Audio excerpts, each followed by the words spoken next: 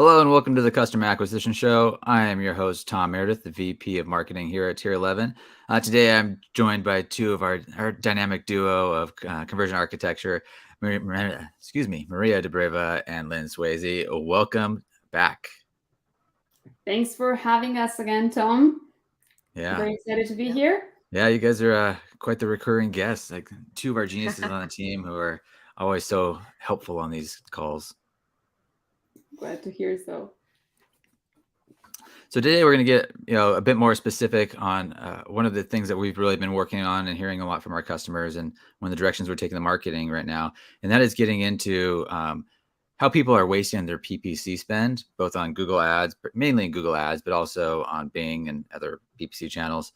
And one of the things that we came across when we were really diving into how we help optimize that PPC spend is through our conversion architecture, and that I guess I'll leave it over to you, Maria, to explain what conversion architecture is here at Tier 11. Of course. So conversion architecture is our after the click department. Everything that happens after someone clicks on an ad and the places that we lead them to, whether this is a landing page, an online store, a website, or a funnel, this is what we take care of. We design the entire customer journey from this moment onwards. We take care of the landing pages, of the conversion rate optimization, of the email campaigns, and everything that follows this customer journey. So that really sounds like a lot more complicated than just buying ads. Yeah. Well, to me, buying ads seems a lot more complicated, but that's because I would agree. I was like, is it? Yeah. Yeah, maybe I guess it's from a point of perspective of what you're experienced with and where you're more comfortable because I am not like running ads sounds so much more complicated to me. Yeah, I think when you get into the nitty gritty of buying ads, that's definitely the case. Mm-hmm. I think from kind of a higher level, when I think about it with like the Tier 11 marketing, buying ads is just two words. You just mentioned landing page, CRO, offer, email. That sounds like a lot more work, but So, I hear your point.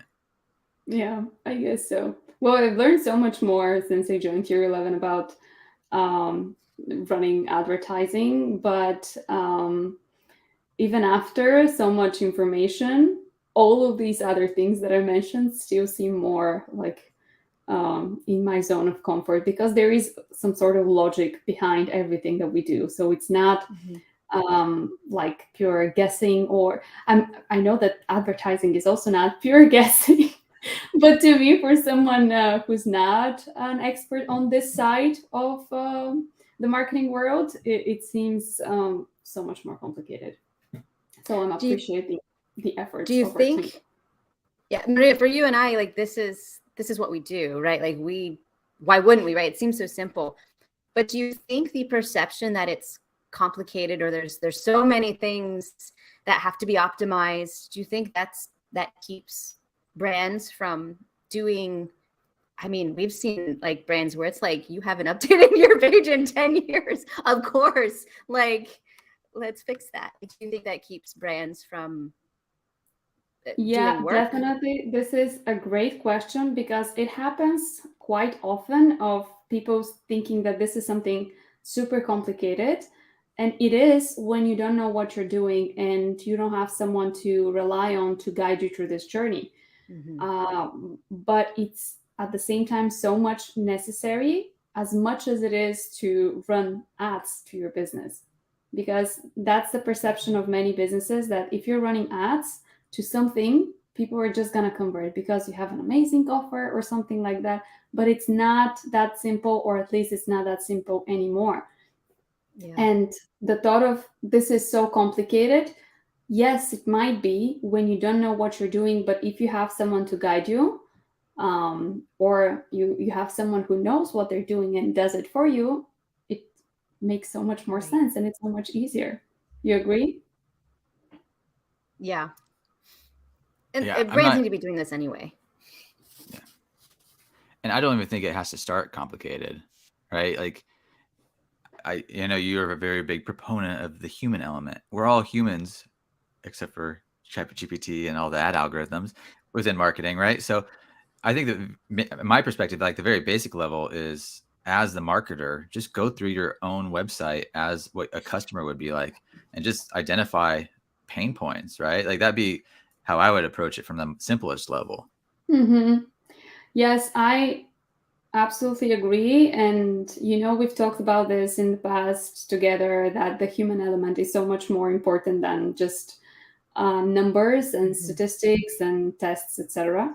But what I found is that it's very difficult for them to be objective about their own thing, like their own websites and their own funnels. So it's a lot more Yeah. difficult for them to take a look and see the big picture and identify issues themselves. So what people can actually do is run a test with a friend, family, ideally someone who's part of your target audience, but if you don't have contacts with anyone like this, you can just have a friend and show them your website or show them your funnel for 15 seconds. 15 seconds, that's it. And then ask them, what did they learn? What is it that I do? What is the offer?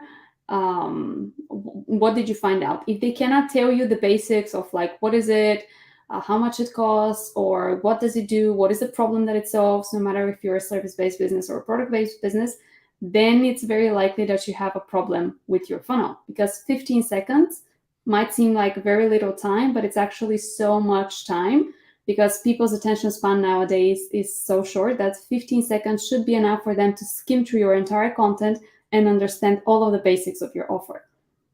So this is the simplest thing that you can do to see if you have a problem, because just 15 seconds, that's all. Yeah. I remember like when I was doing a lot of ads, like editing and design work, it was very much, will my mom understand this? And can she read at this Exactly. pace? Like there's a tendency when at least doing captions back in the day before CapCut and all these things that paced along, it was very much a lot of times captions would go on too fast. And it's like, I don't think my mom could read at this speed. Mhm. And I think that's the number one tool as a marketer is ask your mom to check out your work. That's a very good point, because another thing I've noticed is that business owners tend to think that there's only speaking to people exactly like them, people who are super familiar with what they do, who are experts in the same field. Whereas in most cases, that's not actually the case, because they might say, "Oh, well, I don't actually need everyone to know what I'm doing or to understand what I'm doing, because people in my field understand it. Like I'm gonna use these complicated words and this um, complicated messaging that nobody knows really what it means, because it sounds very professional. I mean, it's not really the best thing to do for your business." All right. So getting a little bit more like into the connection between ads and landing pages. As somebody on the landing page side, what are some of the things that you look for as identifiers that maybe there's a broken connection Mm-hmm. customer between the ad and the landing page? Like, is it a metric? Is it a metric on the ad side, or is it a metric on the landing page side? What are those and how do they measure them? Yeah. So the first thing that I actually do when I'm reviewing a client or prospect or just a new business that I've never seen before, the very first thing I do is to check the ad to landing page congruency. Whatever type of advertising you're running, I'm going to take a look at the creatives, I'm going to take a look at the copy, and then immediately afterwards, I'm going to see where these ads are leading me to. If these two things are not matching, this means that there is a problem between this connection. For example, to give you a specific example, let's say that you have a product-based business, you have an e-com business, and you have a product that solves multiple issues. So you're running advertising for a very specific issue that you have, because you're getting lower cost per click, you're getting good results from it, but then you're sending them to a pretty generic landing page that has all of the problems that your product is solving. So I don't know how specific to get in the example, but you have one issue and then you're sending them to 10 So what this person would think is, oh, okay, I saw an ad for this super specific problem that I have, and I clicked on it, but then I landed on a page that had nothing to do with my specific problem. So I just left. And you lose them, which is not good. So it sounds like the key there is to make sure your landing page is specific to the problem that your ad is. Your landing page is talking about the solution to the problem your ad created. Yeah, and if you want to target multiple different issues, like, because this is a great strategy to target these specific issues that people have. I'm not saying be generic, be specific, but then have separate landing pages for these specific issues. All you have to do is like create a duplicate of them and change the messaging at the very top of it. You can even keep the same landing page. Everything else could be exactly as it was, but if your main banner is congruent with your ad problem, then you have a much higher chance of these people actually converting and buying from you. So do you typically go the direction of adjust the landing page to the ad, or do you suggest like starting like diving into your landing page and telling the ad creation team to do what they're change what they're doing? Well, that's a great question, but it really depends on the specific situation. For example, if you're doing something from scratch, then it's much more likely to base the creatives and the ads on the funnel. But if we're working on something that has already been proven and has worked in the past, and we already have some sort of performance with the ads, we would try to do it the other way around. And we're going to see what are the best performing ads, what are the messaging that they're using, so we can create this connection with the landing page. So it's always kind of this like cycle of what works on the landing page, put that over into the ads. What works in the ads, add that to the landing page.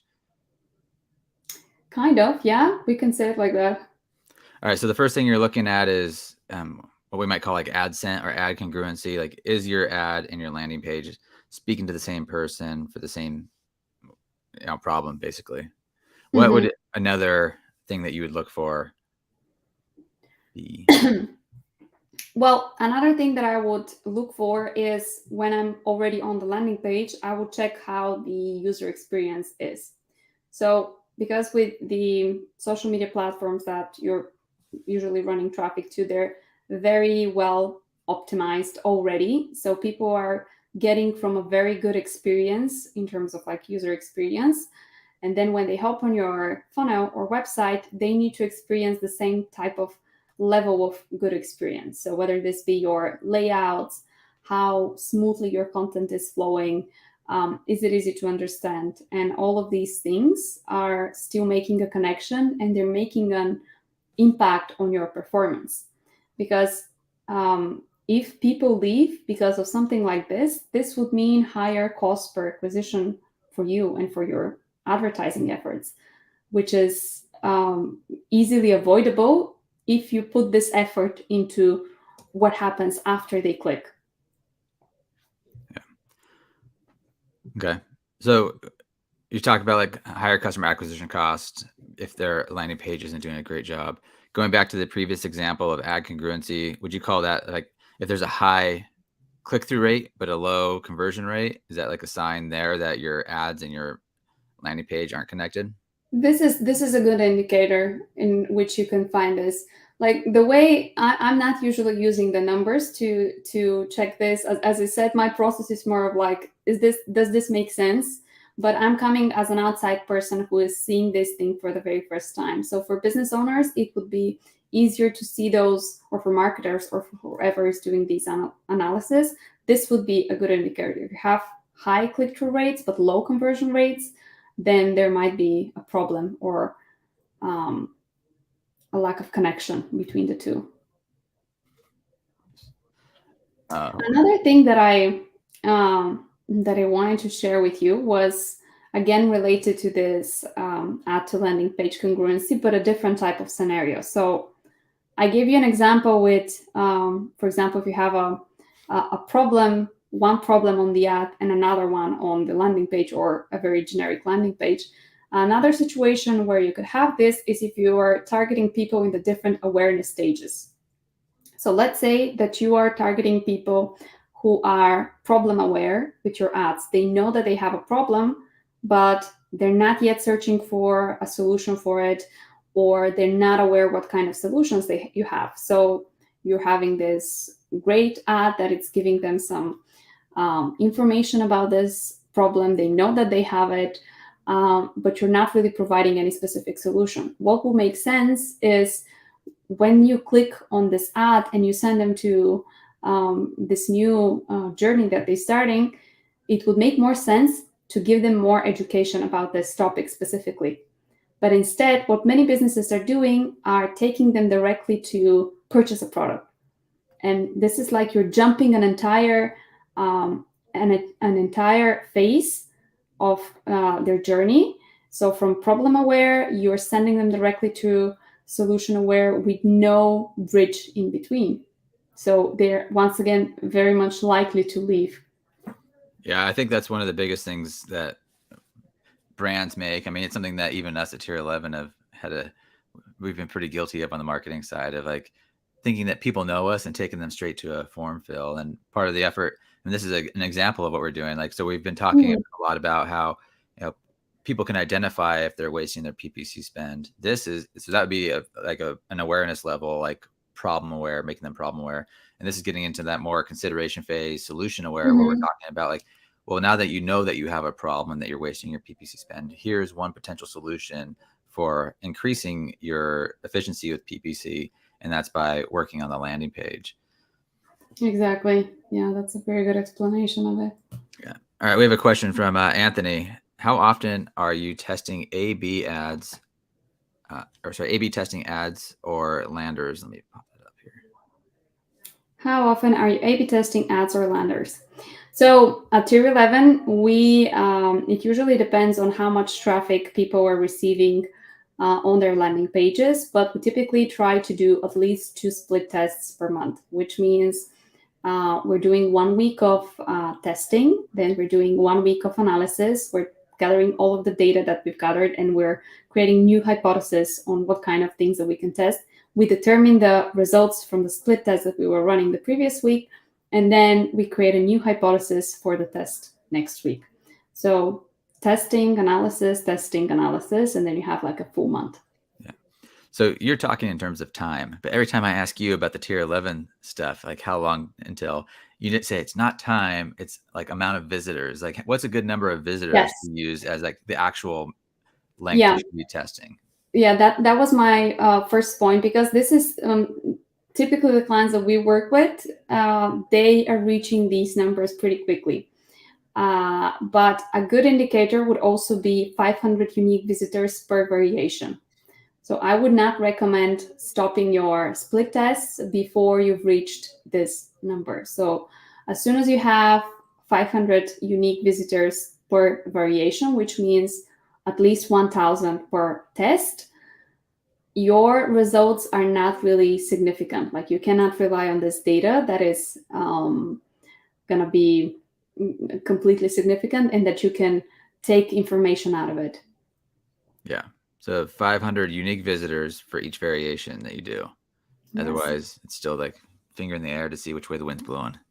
Of course, I want to say that this is like, it shouldn't be taken as a complete rule without being able to break it, because on some occasions, for example, when we are working with clients that are only running Google Ads, this number for us is a lot lower, because typically the clicks, or at least for some businesses that we work with, the clicks on Google are much more expensive than those on Facebook. So we have to make decisions quicker, and we cannot afford to run tests that we see are not performing that good, because we are wasting traffic. So sometimes we need to make a decision sooner because it's not efficient for the client to keep on running it. So this is not like the ultimate rule. It's more of like a guidance that you can follow.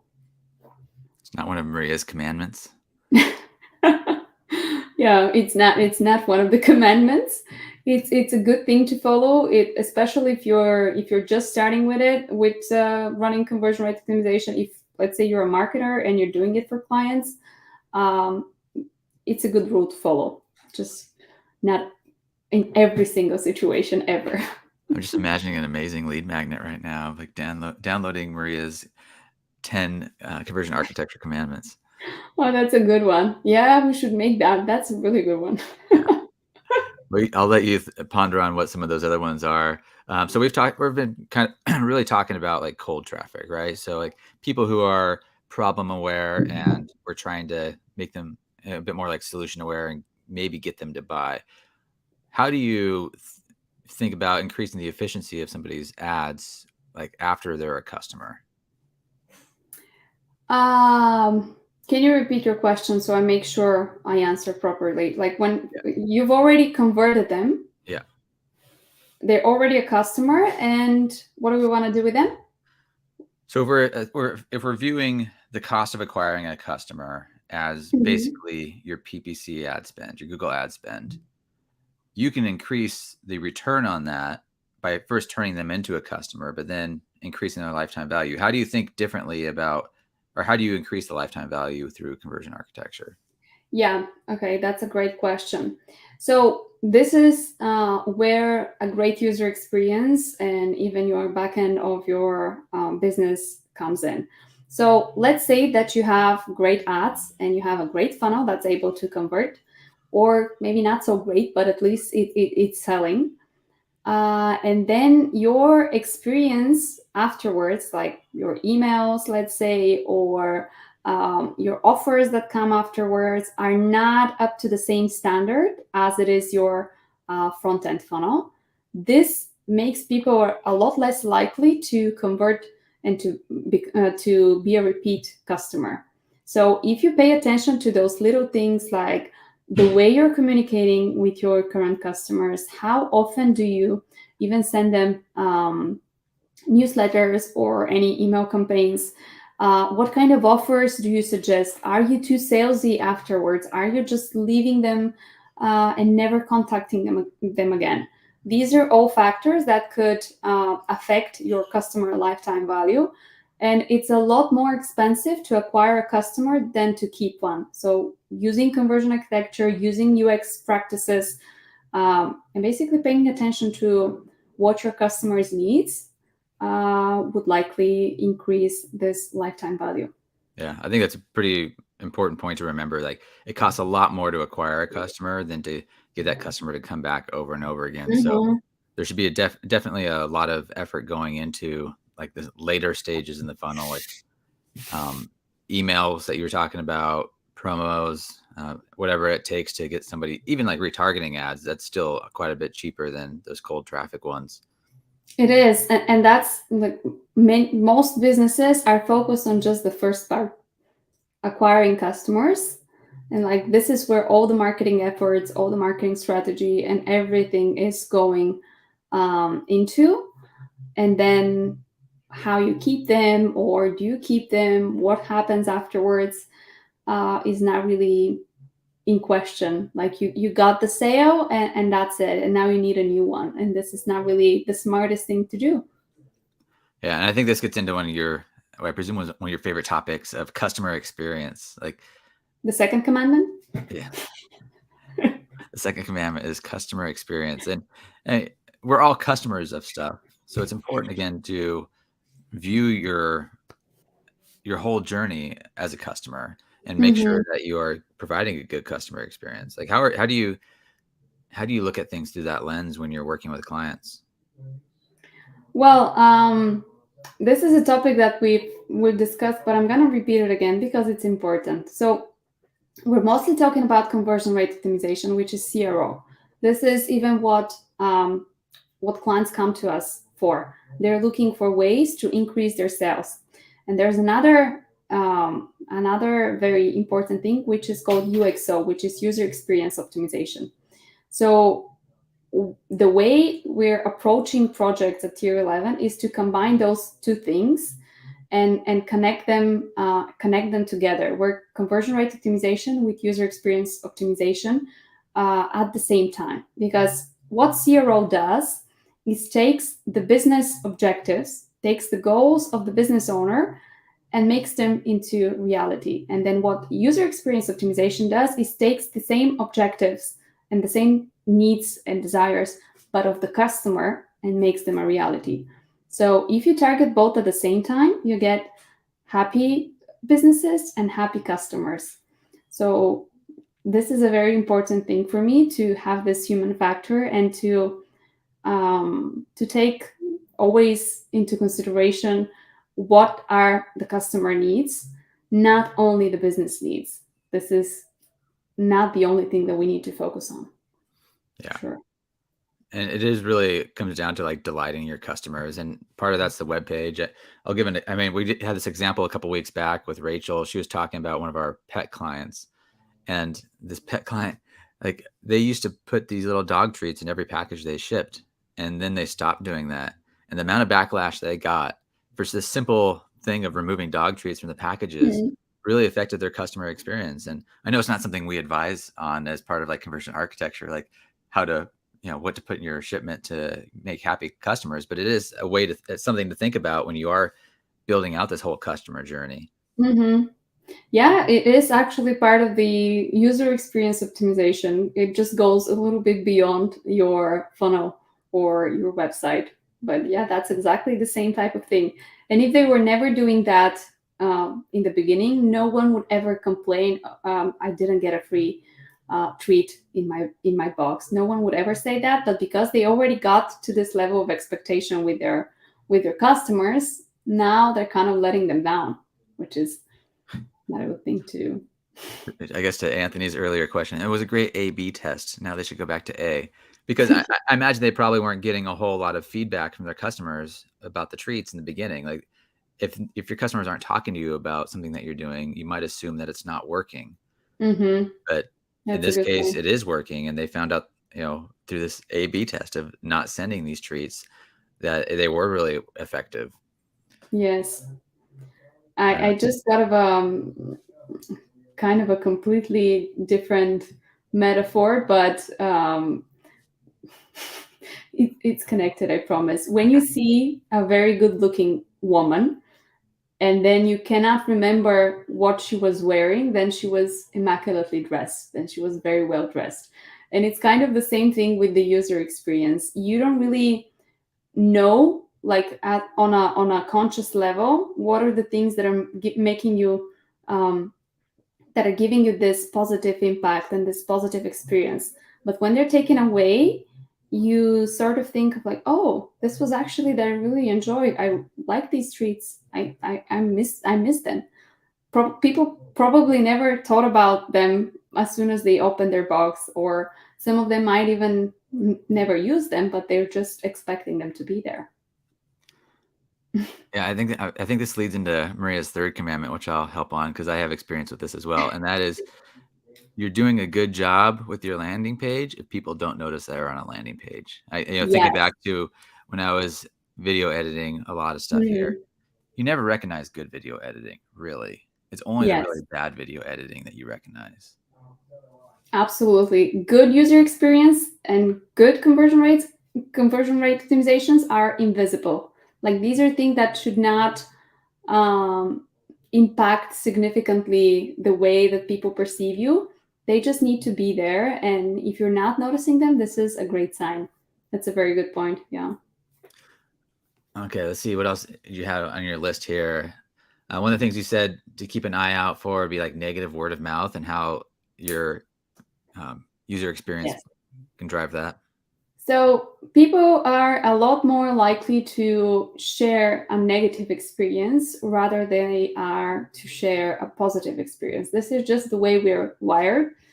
Not everyone, of course, but the majority of people would probably be much more frustrated from a negative experience rather than they would be satisfied from a positive experience. So these negative experiences leave much more significant impact on you.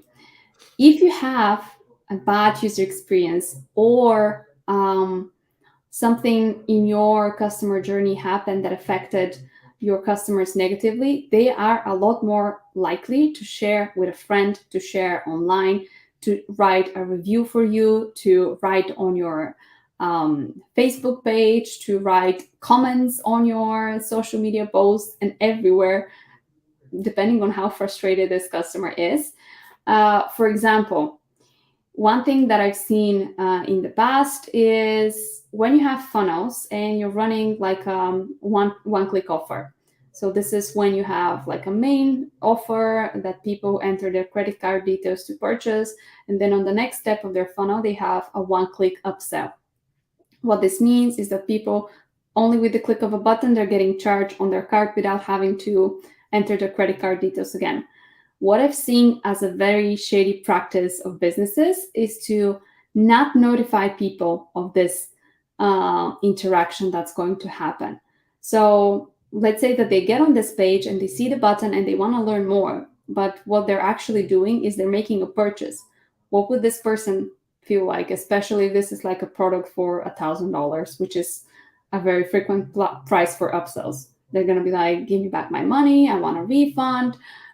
This is not ethical. How could you do this? Why didn't you let me know? And all of these things. So this is affecting your brand and your business negatively, and it's not something that you would want to be part of. So be clear, be explicit, give the best experience possible. Do not make shady business practices and marketing strategies and all of these things, because it has a long-term impact, even though you might not think so. Yeah. And I would say even on the team that's running these, it affects them as well. And I know that was one of the driving factors for creating Tier 11, is a lot of places we came from did deal with these kind of shady offers. Mhm. That's kind of why Ralph came with this idea of like helping, purpose-driven brands achieve their vision. Like it really takes away a lot of these people who are just in it, trying to squeeze out money in deceptive ways. Yeah, and it's actually something that might have been working in the past and might even still be working, because in many cases people might not even realize that they've been charged until they see it on their card, or something like that. So they might never even ask for a refund, especially if the sum is not that high. So it's even more unethical to do so. Luckily, I haven't seen this as often nowadays. Maybe a few years ago, yes, but now it's not as easy to go um, with these type of practices. Although this idea makes me think of like a black hat thing of like, what if you were running ads to a fake website for a competitor that was a really bad user experience? You retarget them with your own like amazing user experience. But Mm, yeah, we would never do this anything like is that. this is yeah, this is still like on the very unethical side, but it might be. Don't give bad ideas to people that are actually pretty good. Yeah. But all right, see, Anthony has another statement here, which is, really talking about the customer journey even further. He says when he's looking at reviews for anything that he's looking to buy, if a brand isn't replying to customers, it really impacts his decision, whether it's a good or Oh bad yes. reply. Oh yes. Me as a customer personally, I do this too. Like I always, if I'm making especially like a big investment, or I want to work with someone, and I always check the Google reviews. This is something that I always do, and I see if they respond, if there's a response to from the owners, and especially on the negative ones, if the response is something completely like putting the blame on the customer, or not taking any, um, like they're not even apologizing. Let's say that someone is complaining in a restaurant that they were not served for 2 hours and nobody came to take their order for 1 hour, and they had to spend like 5 hours. And this is something that happened to me like last week. That's why I'm mentioning it. And then the owners responded to this negative review with, I'm sorry this happened to you. We were very busy," or something like that. This, I mean, it's kind of an apology, but it seems like, okay, I might not go to this restaurant because this owner is not taking accountability for the things that they're doing. So this might happen to me as well. So this is a completely different example from the typical marketing reviews that, or the type of businesses that we work with.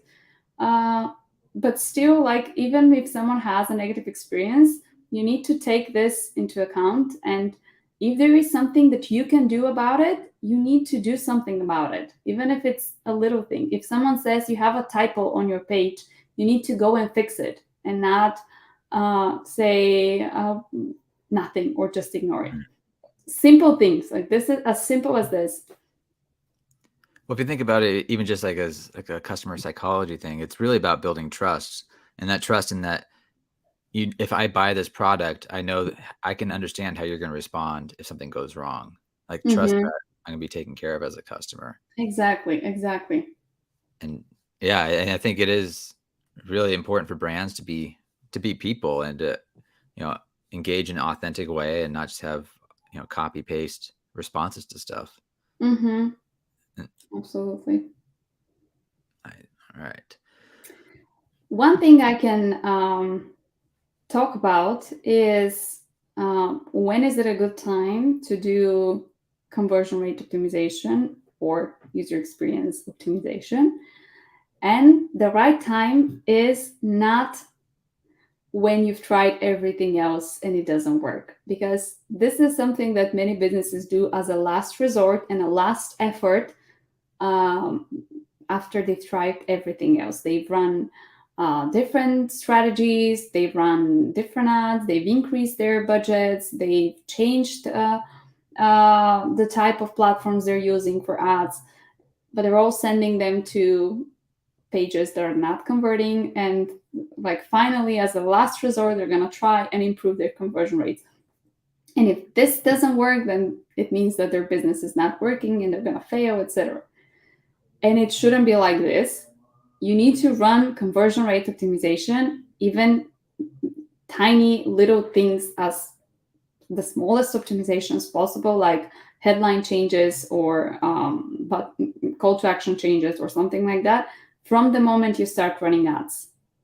As soon as you're running ads, you need to be doing conversion rate optimization, and not after months of trial and error and running ads to non-converting funnels. As soon as you have ads, you need to be doing conversion rate optimization.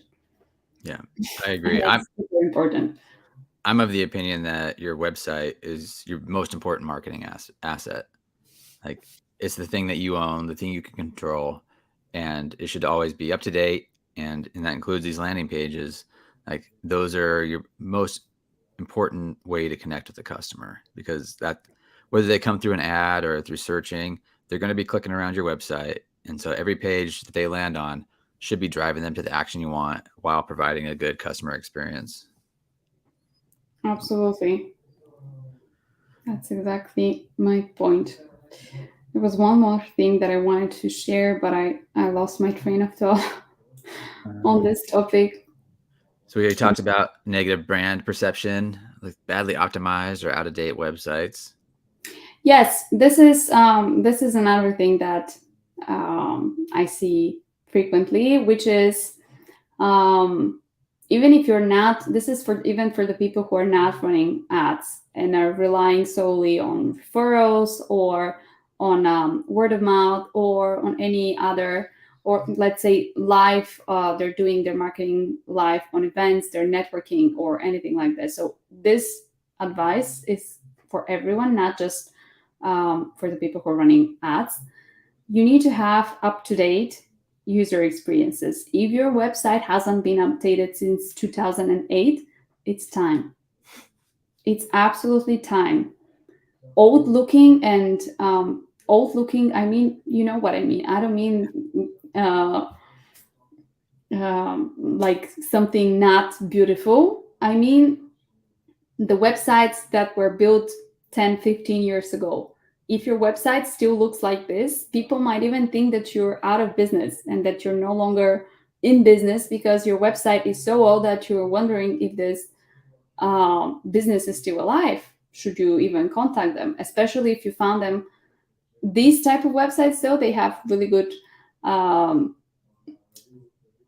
SEO, because like they've been running for so long and they're pretty well optimized, and they might even pop up on Google organically on the first page. And then you go to it and you're wondering, oh, okay, so this is not really what I was looking for. Are these people still in business? Should I contact them? Like, what's happening? So keeping your website and funnel up to date. I don't mean with the latest design trends. I mean professional looking, with clean design, good user experience, no confusing navigation. This is extremely important if you want to have good conversion rates. How should a brand be like thinking about like updating it? Is it hiring a big team? Is it just somebody always on staff continually going through and updating things? Hiring somebody off of Upwork? Like, how do you think about that? It doesn't have to be tier 11, of course. Like, just like, just trying to provide some solutions here. Yeah, so it really depends at what stage you're at currently. If you had like a website that was built very long time ago and it's like custom and you're not really able to make any changes to it and you need to hire expensive developers, I would just say build a new one, and just have it created on a more modern platform that you can actually have access to. There's a lot of even drag and drop builders nowadays that can be used by everyone without even having to be a designer. There are a ton of templates online. So it doesn't necessarily have to be expensive. If you want to do it yourself, you're even able to. Might not be as great as hiring tier 11 to do it for you, but it's still a solution. But I would say have it on a platform that you know that you can at least easily make changes to. This is something that I've seen very often, even with some of the businesses that we work with. They have these custom built websites, which are not out of date, they're up to date, but they're working with an agency or a developer that is very slow in making changes. So they start working with us. We're not allowed to make any changes to the website because only this guy in the world can make them, and he's doing them like one at a time per month. So we're not really able to make any significant impact because of this. So I would say be in a situation where you can quickly make changes and modification, whether this is you, whether it's an agency. If you're doing a new website or a funnel, make sure that you have a way to access it quickly, even if it's not you personally, that there is someone who would be able to do it for you. What platforms would you suggest? Well, the most popular one is still WordPress because like it has a lot of integrations, a lot of ways to work with. This is mostly for websites. I don't really like building funnels on WordPress. I prefer the drag and drop builders that we're most frequently using, like ClickFunnels or Kajabi, or even Convertri. I've started recently using, which is a pretty good one. There's a ton of things on the market. I was talking about tools a little bit. Anthony has a question here about what we're using for landing page analytics. Hotjar, Crazy Egg. We're using crazy AI ones right now. Like, how are you measuring success right now? Yeah. So currently, the tool that we're using the most is called Mouseflow. It's like a combination of all of these platforms in one. It has user experience recordings, like actual recordings of how the users are interacting. It has all these different types of heat mapping, attention maps, scroll maps, and like anything that you could think of. It also has funnel paths, so I can actually track the funnel performance on the tool as well. I can create different funnels and see these experiences. I can filter it in so many ways to see where people entered, where people dropped, and make optimizations based on this. For split testing specifically, I'm always trying to use the platforms that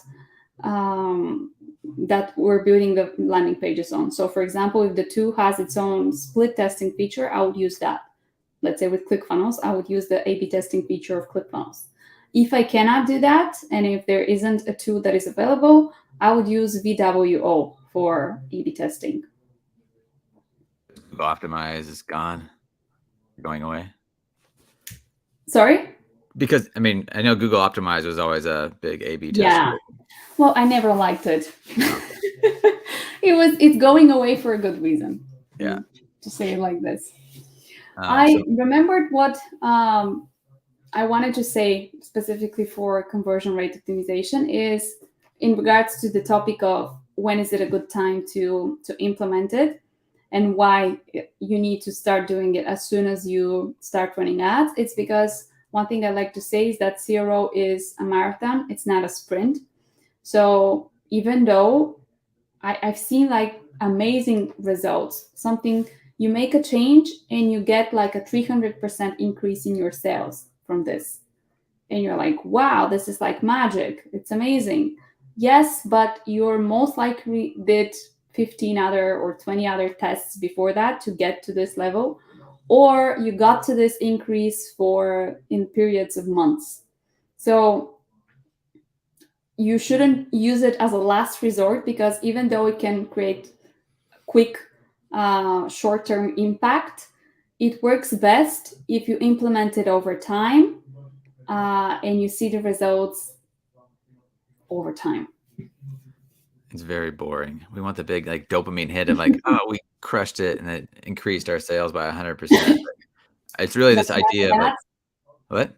That you have with ads, for example, like you start running ads and tomorrow you have 20 sales and you're like, oh wow, this is amazing. You could have 40 if you start running CRO, but you don't care because you have the dopamine rush from the ads. I know it is. You're so optimistic putting money in that you're going to get more money out, but it really is this idea of like 1% improvement each time.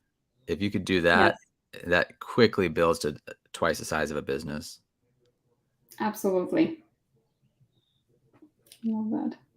Okay, what are some vanity metrics that people think they should be looking at but are actually useless? Ooh, bounce rate. So this is something that people actually think it's a super important metric to track, like how many people or what is the percentage of people that bounce from their website. To explain what bounce rate is, it's when someone lands on your website or your landing page and doesn't take any action, like they don't click on a button, they don't visit different pages, they don't make a purchase, they don't do anything, and they leave. And this is considered a bounce. However, when you're running traffic to landing pages that have a single goal of making a purchase, filling out a form, or something like this, bounce rate doesn't take into consideration the time that you spent on the page. Like if you're just scrolling and you never click anywhere and you spent like 1-2 minutes reading the page, this is a person who's really engaged with your content. They were just not ready to make this the step that you're asking them to do right now. So if you retarget them later with a different content or with the same type of content, they're very likely to convert. And I've seen bounce rates as high as 90%. And people are like, oh my God, my bounce rate is so high. I'm wasting money on ads. No, you're not. You're running traffic to a landing page. So these are just people that didn't take an action. Yeah, maybe 90% is a bit high for even for a landing page. But you get my point. It's not something that you need to focus too much attention to. Yeah, because like you said, they're not a customer at that point, and they may be engaging. And I think that's one of the things we like to imagine we can control is this whole customer journey. You can't control what a human's going to do. All you can do, the thing you can't control, is making sure that you have stuff for them at each step of their customer journey. So maybe the landing page didn't do the job, but if you've got branded search running, then they'll maybe look for you later and they'll go to a different page that is the one that does it. So it is really important to think of this whole customer journey, and that's a really big part of what you do over conversion architecture, right? Yeah, it is.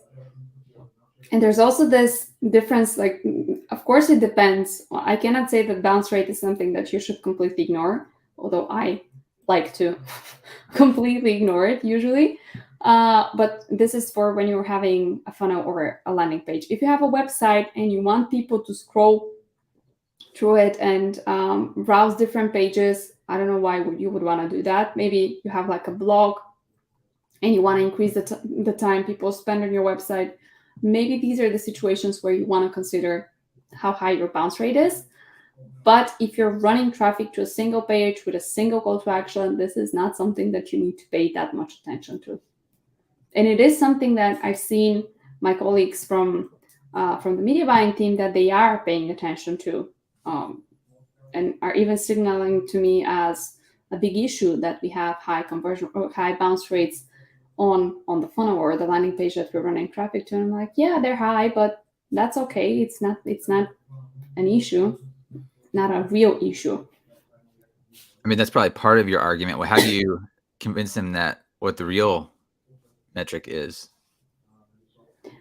Well, the real metrics in terms of like what are the most important metrics are usually different. Well, So not so different, but different for most businesses. Your question is, how do I convince them that this is not important?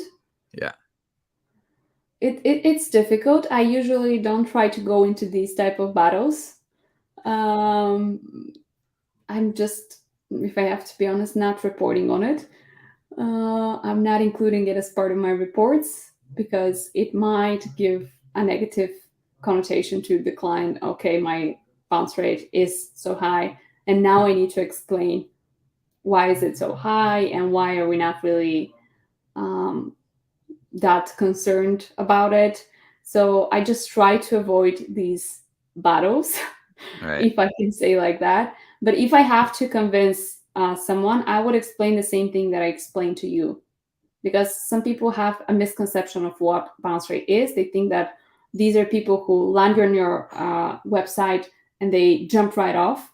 So like they land and they leave immediately, which also considers as bounce rate, but it's not always like this. So I would explain what this actually means and how it affects your business or how it doesn't. Or you can always just blame the media buyers. Say you're sending the wrong people to the website. Exactly. Like they start thinking and looking into this of like, maybe my messaging is wrong, or maybe my targeting is wrong. We're not getting the right people. We're wasting money on ads. People are just leaving and not connecting with us. So it is like gives you fear of that things are not going okay, when in reality is that might not be the case. Yeah. I mean, it's always constant iteration all the way through these different specialties and always trying to improve that 1%. All right. So we have another question here. At Tier 11, do you use the client CMS funnel platform or do you onboard them to the one that we prefer? Well, that's a good question. We most often work with the client's platforms. So we have a team that's experienced on pretty much every platform under the sun. So if the client is working with someone that we can with something that we can work with, which is a very big percentage of the things that are on the market at the moment, we're using whatever they're using. Because if we onboard them to tier 11 platforms, it will make it more difficult for them to, let's say, process payments or have their customer management platforms integrated or do this extra work. It's just unnecessary in most situations. Yeah. What are like the most common platforms that we see with our customers? Or is Oh, there not? Is it kind of spread? it's very like there's so many on the market right now, so it's not really something that's super frequent. If you're only running funnels, it's still Kajabi and ClickFunnels. Instapage is also one that's frequently popping up. Convertry is not that frequent, but it's still a good one. What else? Lead pages as well. I absolutely do not like lead pages though, but we still work with it. There's a ton of plugins for WordPress. There's a ton of plugins for Shopify. So anything under the sun. Yeah. I think it's really, you kind of hit an important point there of like, we don't want to affect their big part of their business, which is how they process that payment. Exactly.